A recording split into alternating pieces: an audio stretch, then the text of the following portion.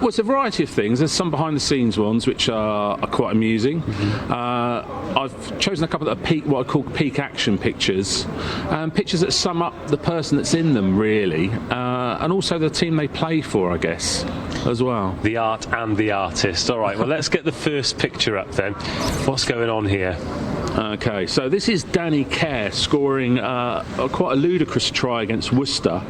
Now, this has come off a Worcester scrum. So if you get the chance to have a look at the video that's on the Quins Facebook page, our scrum shunted their scrum massively, and the ball came out of the back. Danny then chips it on and chases it down, and believe it or not, from there he scored a try. So he's gathered it with one hand and got it down with that lot in pursuit. So for me, I mean, that's what we call a full frame picture as well, so there's not a lot of room for error there. You could easily chop his feet off or his head, and that has happened really fast. I mean, it's pretty rapidly happening, that. So pretty pleased with that one. In terms of capturing somebody like Danny in the full frame, is it easier because he's small? Well, I wouldn't. Yeah, well, I don't think I should say that about him. Well, I think Danny's one of those players that there's certain players that do things that perhaps not even his own teammates are anticipating are going to happen. So I think he's one of those guys that you keep an eye on because he's known for that making a break thing. So he's one of those people that, you know, often you get a picture out of. Well, while we get the next picture up, how important is it, if you're a club photographer, to actually know the players and maybe preempt what they're going to try and do? Well, I think what happens is you get sort of used to a playing style, perhaps. I mean, Harlequins traditionally are known for playing that sort of fast-running rugby, so you're very aware when you're watching the match. You are looking at it through a camera, so you're seeing a very compressed view. So you're seeing like perhaps 2 or 3 players wide, if you like, but you're also out your other eye keeping an eye on what's going on the wings, where the fullback might be, because you never know. And I think the thing with sport is that you never quite know what might happen. You can sort of guess, but often it's very, very quick. So a turnover of ball, for example, you know, all of a sudden you've gone from their 22 to our 22. So you've got to concentrate quite a lot on what's going on. In the words of Chris Whitty, next slide, please. Okay, so this is quite a nice picture here. We've got Luke Wallace breaking through the Wasps' defence. Now, you can see, I think it's Wade's on the floor there. He's obviously tried to make a tackle, but I like this because, A, it's got some very nice light on it, and you've also got the angle of his body. You can see he's really sort of broken that tackle, and he's got his socks are rolled down. There's a bit of blood there on his shin. He's got his hair going up in the air, and he's got a beard and all that sort of thing. So I just like it. I think it's a nice action picture. It really sort of captures that moment in that match. It's got everything that you need in a rugby picture there, hasn't it? It's got mud and blood and tape and bodies strewn. In terms of the skill level then, I mean, Luke is pin sharp there. Then you've got varying levels of blur behind, whether it's the supporting players, the crowd in the background, the posts, the depth of field. That must be very, very difficult to do and very, very difficult to perfect. Well, I think that, I mean, what we're talking about there is, I mean, these lenses, I mean, that's a 400mm lens with an f2.8 aperture. So realistically, at wide open, that sort of picture, the sharpness will be probably sort of like from his face to his chest will be sharp, and after that it all just goes out. But what you're doing is you're isolating the subject by doing that, so that gives it that sort of three-dimensional impact. So often we're shooting rugby at night or in very low light conditions, so we're always shooting as wide open as you can, so that allows you to freeze the action and get rid of the backdrop.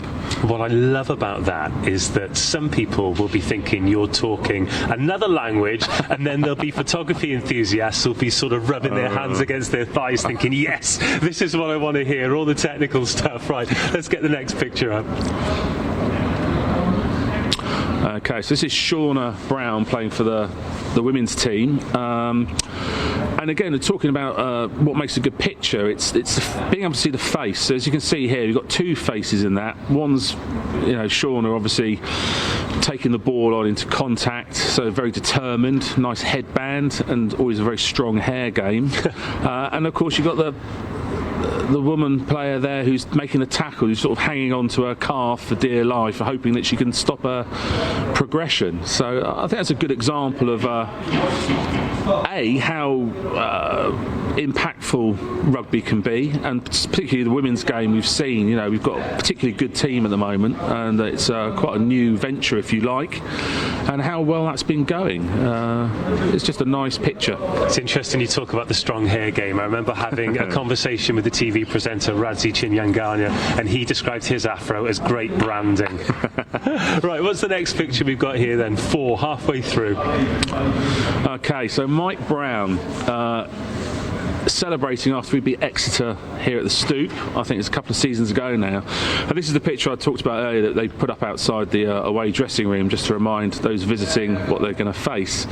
So Mike Brown, probably one of the most competitive people I've had the pleasure to work with. And it's all there, isn't it? He's really letting it all out. I mean, this is a guy who's won Grand Slams with England, and played 300 and almost 50 times for the club as it stands. So very passionate, and it's sort of just, you know, he's just letting it all out there, I guess. How close were you there?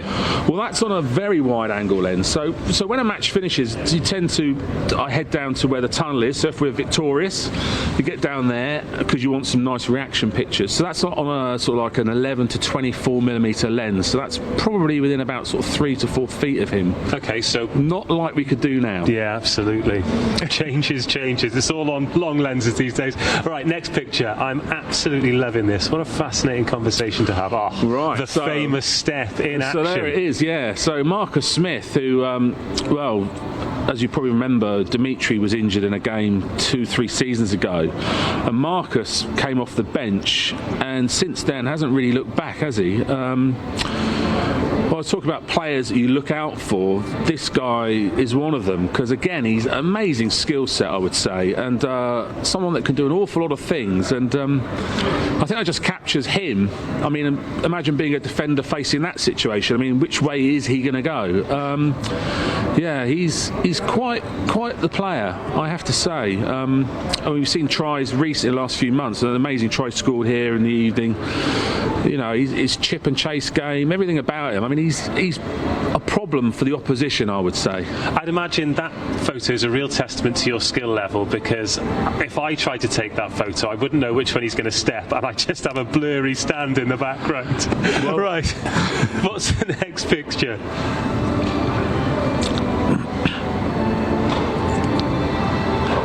Goodness me. Now that is a lesser spotted sight. Looks fantastic though, doesn't it? Yeah, that's a very nice picture. I mean, we talked about earlier about tries are very important news-wise, and both for content for the website and social media, but getting a try and a celebration in the same picture is a bonus, because it's sort of saving you a job. This, I think, is against Bristol, and I think Ross Chisholm did a lot of the donkey work building up to this, and Brownie, as ever, managed to get on the end of it, and there you go. Yeah, it's him giving it the large one, as you would say. Interestingly enough, when you look at it, there's a little bit of light being reflected off the ad boards back into his face. So, yeah, I mean, I think it's really even a nice portrait of the guy, to be honest. Beautiful composition. Interestingly, it's a celebration there. I wonder with the current COVID legislation whether or not that would be too far and you get penalised for it. Either way, brilliant photo. We've still got a couple to go as well. Let's have the penultimate one up. Okay. Right. So one of the busiest and indeed most stressful days of the year is headshot day and portrait day at the club, and this was at the SSP. And we had myself and another photographer from Getty working on this. We shot about 8,500 frames in the day. So every player has to be shot in home and away kit, various portraits, stuff for social media. And of course, working with rugby players, they're not small blokes. So we're normally set up so you can get 3 people wide on the backdrop. But in this instant, Chris Robshaw wanted a picture of the entire back row together for that season. So we've ended up with this, which is one of my favourite pictures, I have to say, from my time at Quins. They're actually trying to look quite serious, the main body, but then you've got Jackman there on the corner, who's, before he's joined the group, has done that. I really like it, because it tells you about, them as a group of of players and mates that obviously train and work together all the time, but also it's the environment. So it's, you can see we've got a backdrop, but you can also see we're in a sports hall and there's just bits of netting up in the background. So it's sort of unglamorous in some ways, yet the lighting is actually really quite nice on it to make it glamorous. So it's a bit of a contradiction, really. Tell you what is glamorous is Robbo's tan and hair in that picture. But also these are nice moments as well. We were talking about the memories that you create. Not all of those lads are still Harlequins, and they can look back at that, or fans can look back at that, and they can see that unit, that back row unit, and it takes you to a place, and it gives you a bit of an insight into their characters and sort of what was going on at that moment as well. We're very conscious of the fact that, you know, these are going to be their memories of their playing days, so you try to do the best by them to make sure they get something special from that moment. Final picture then. Honestly, I wish this was an hour special and we could go through the ages, but so here glory. Are the girls, the women's team. So again, I think DHL will probably like this because it's a perfect bit of sponsorship there for them, but I think it encompasses to me a lot about what the club is about, and about playing with your mates and winning with your mates, and I think there's elements of that. It's just it's a great memory, and this is when they've got through to another final to play for the title. So it's just a nice picture, and I mean, you know that they're working very hard. It's, like we said before, it's a relatively new project, and they seem to have come together and gelled very quickly. So it's just a good, fun picture. Currently top of the league. Hopefully in a couple of months' time you'll get to take a picture of them actually lifting that Allianz Premier 15s trophy, but let's not get too far ahead of ourselves, shall we? No, but I mean, that would be fantastic, and I think one of the things as a photographer you want is to witness those moments and capture the excitement of winning a cup or a trophy, because you're going to get some great pictures ultimately.